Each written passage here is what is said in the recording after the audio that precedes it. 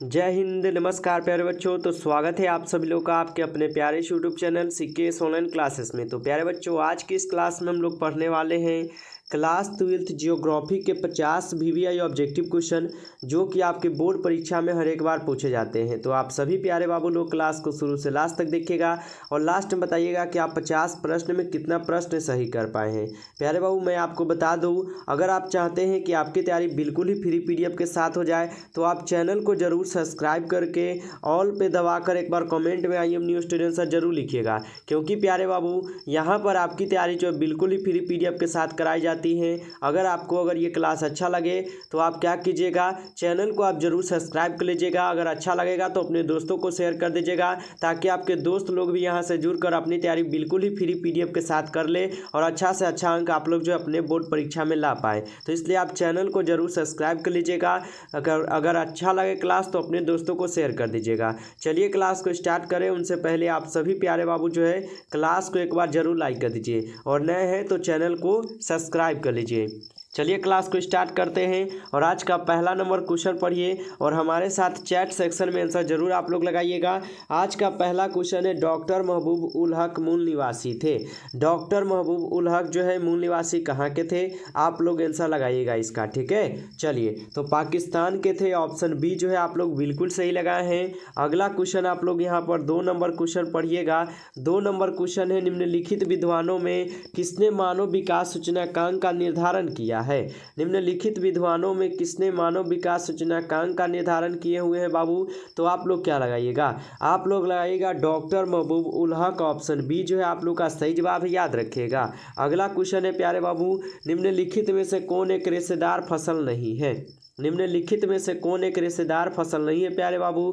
तो आप लोग क्या लगाइएगा? आप लोग लगाइएगा कि कॉफ़ी जो है एक रेशेदार फसल नहीं है। ऑप्शन बी बिल्कुल सही जवाब है। अगला क्वेश्चन आप लोग पढ़िएगा, 4 नंबर क्वेश्चन है, निम्नलिखित में से कौन कृषि आधारित उत्पादक नहीं है? लगाइएगा प्यारे बाबू आप लोग आंसर कि निम्नलिखित में कौन कृषि आधारित उत्पादक नहीं है। तो आप लोग लगाइएगा नमक जो है कृषि द्वारा उत्पादित नहीं की जाती है। हमारा ऑप्शन बी सही जवाब है। अगला क्वेश्चन आप लोग पढ़िएगा, निम्नलिखित में से कौन सी खाद्य फसल है? निम्नलिखित में से यहाँ पर कौन है जो खाद्य फसल है? तो मक्का जो है एक खाद्य फसल होता है। हमारा ऑप्शन सी सही जवाब है। अगला क्वेश्चन आप लोग पढ़िएगा, निम्नलिखित में से कौन से एक आर्थिक क्रिया ग्रामीण बस्तियाँ की आयु का आर्थिक क्रिया है? तो यह हो जाते हैं बाबू आपके प्राथमिक, ठीक है। प्राथमिक याद रखिएगा, बिल्कुल सही हो जाएगा एग्जाम में। अगला क्वेश्चन पढ़िए, निम्नलिखित में से किसे कर्तन दहन कृषि भी कहते हैं?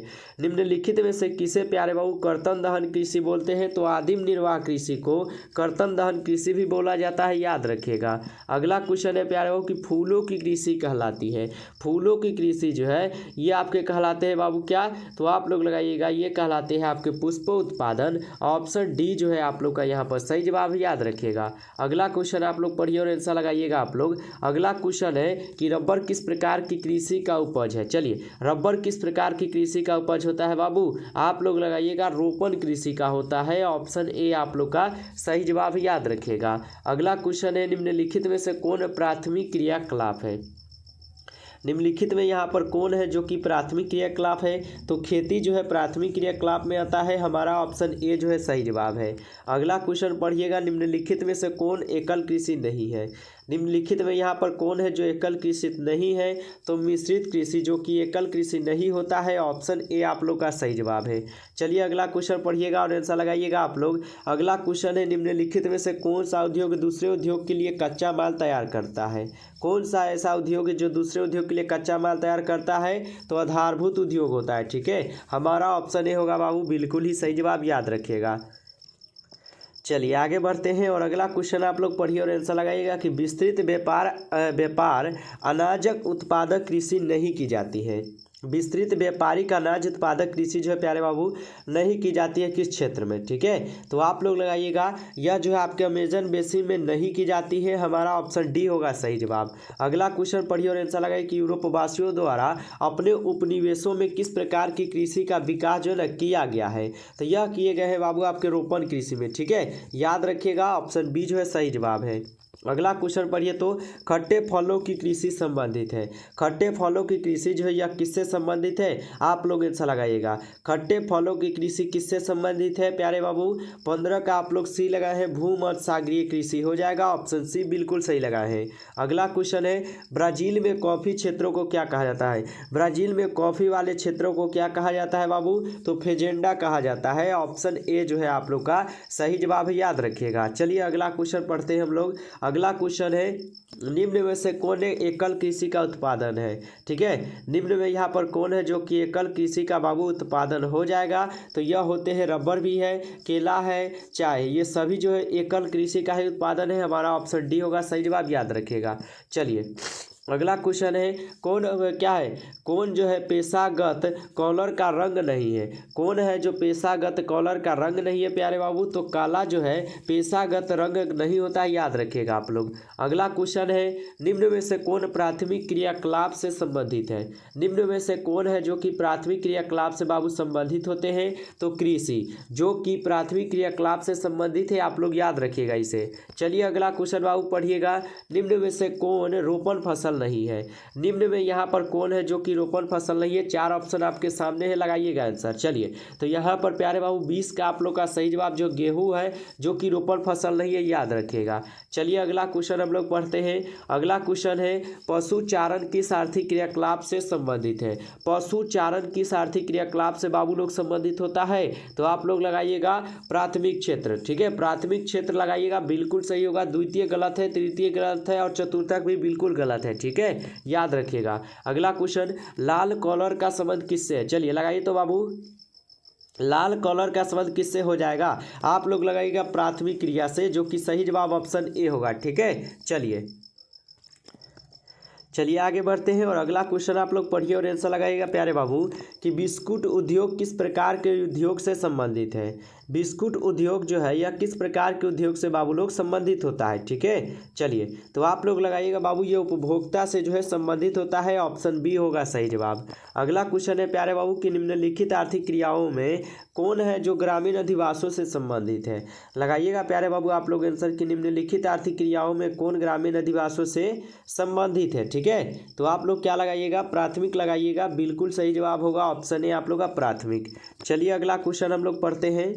अगला क्वेश्चन है हथकरघा उद्योग है। हथकरघा उद्योग कहने का मतलब है हाथ से जो भी उद्योग किया जाता है ना उसको बोलते हैं हथकरघा उद्योग। तो हमारा हथकरघा उद्योग जो है कुटीर उद्योग जो है बिल्कुल ही सही जवाब है, याद रखिएगा आप लोग। ठीक है, चलिए अगला क्वेश्चन है निम्नलिखित में से कौन द्वितीय क्रियाकलाप नहीं है। निम्नलिखित में यहाँ पर कौन है जो कि द्वितीय क्रियाकलाप प्यारे बाबू नहीं है। ठीक है, चलिए तो 26 का आप लोग ऑप्शन ए लगाइएगा मछली पकड़ना, जो कि द्वितीय क्रियाकलाप नहीं है, याद रखिएगा आप लोग।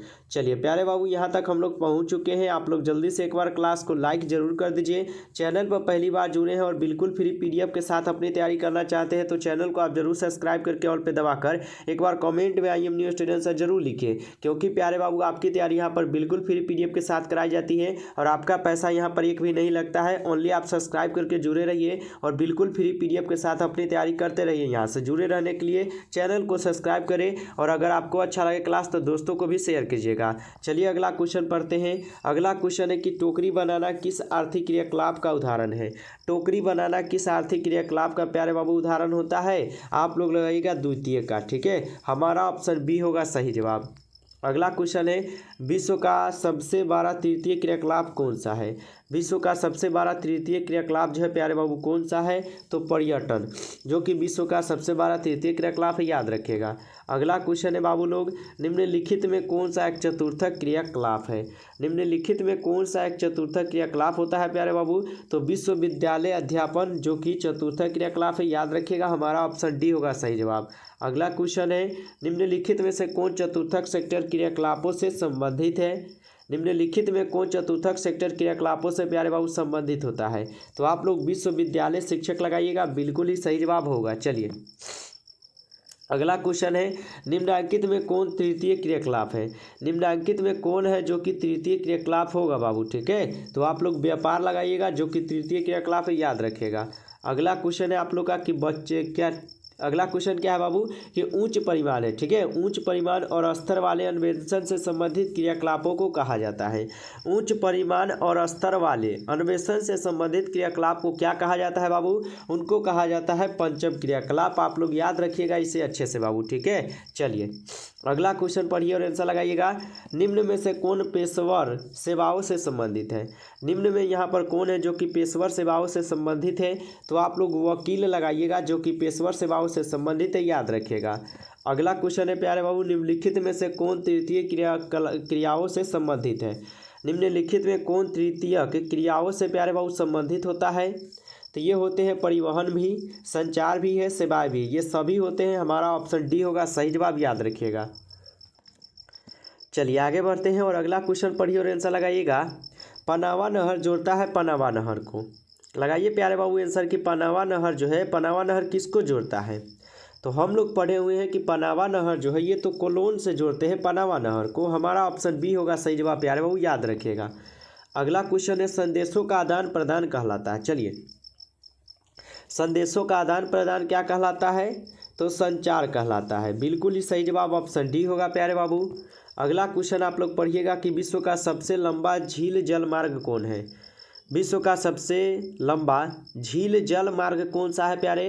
तो आप लोग लगाइएगा ग्रेट लेक्स सेंट लॉरेंस जल मार्ग, ऑप्शन डी जो है सही जवाब, याद रखिएगा। अगला क्वेश्चन है निम्नलिखित में से किस वर्ष में पहला रेडियो कार्यक्रम जो है प्रसारित हुआ था? निम्नलिखित में से किस वर्ष में पहला रेडियो कार्यक्रम जो है प्यारे बाबू प्रसारित हुआ था? तो 1923 में लगाइएगा, ऑप्शन बी जो है सही जवाब, याद रखिएगा। अगला क्वेश्चन है बृहट ट्रक मार्ग संबंधित है।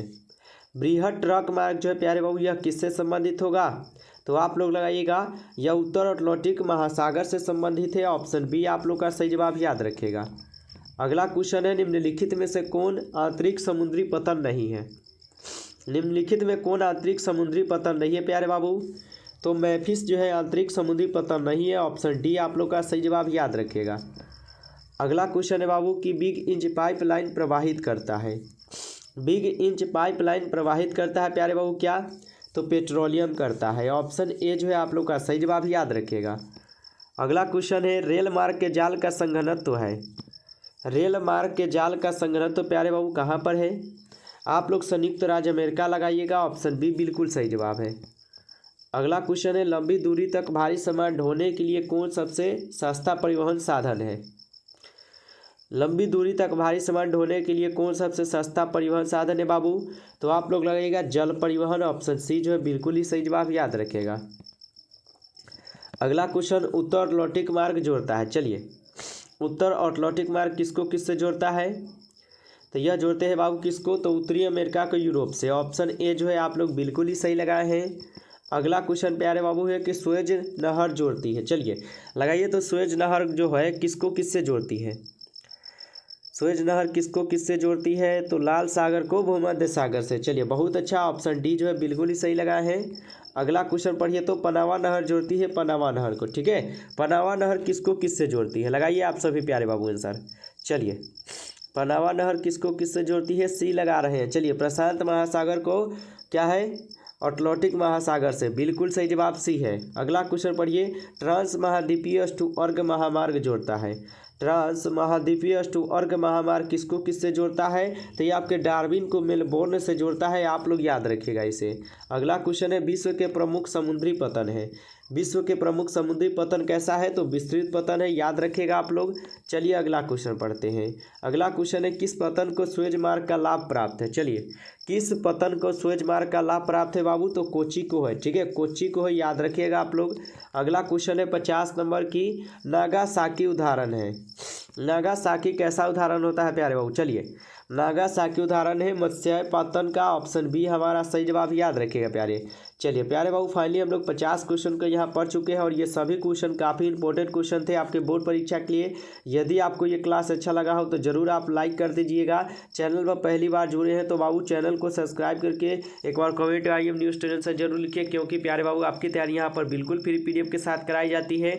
अगर आप चाहते हैं कि आपकी भी तैयारी बिल्कुल फ्री PDF के साथ हो जाए प्यारे बाबू, तो आप चैनल को जरूर सब्सक्राइब करके ऑल पे दबा कर जुड़े रहिए। एक बार कमेंट में IM न्यूज़ चैनल सर आप जरूर लिखिएगा। आपको हम नंबर दे रहे हैं, इस नंबर पर आप मैसेज कीजिएगा, आपको यहाँ से बिल्कुल ही फ्री PDF मिल जाएगा। नंबर है आपका 900 बाबू 962, ठीक है, 18 834। आप लोग इस नंबर पर PDF के लिए मैसेज कर लीजिएगा। चैनल को आप तो सब्सक्राइब नहीं किए हैं तो जरूर कर लीजिएगा। दोस्तों के पास अपने क्लास को शेयर जरूर करिएगा ताकि उनका भी हेल्प जो यहाँ से हो सके। तो प्यारे बाबू चलिए फिर मिलते हैं हम आप सभी प्यारे बाबू से नेक्स्ट क्लास में। तब तक लिए आप सभी प्यारे बाबू लोग मन लगाकर पढ़ाई कीजिएगा, अपना ध्यान रखिएगा। बेस्ट ऑफ लक, अपना ध्यान रखिए और अच्छे से पढ़ाई करते रहिएगा प्यारे बाबू। बाय बाय बच्चे।